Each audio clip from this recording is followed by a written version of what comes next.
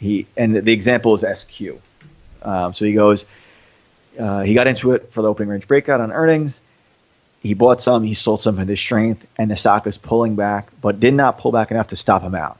And his main question is, does he add back some stock down here, or does he kind of just sit with what he has? I mean, I'm always in the camp of sitting with what you have, but the only way he would add. So wait, so earnings were Friday, and he bought the opening range breakout.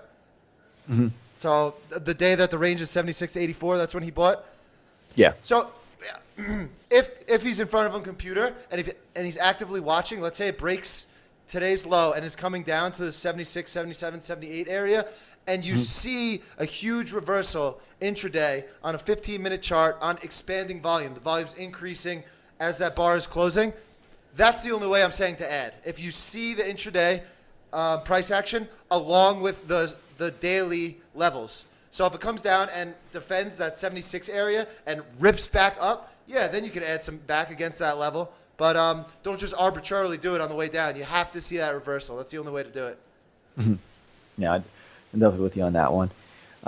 Next question, I think I'll do this one.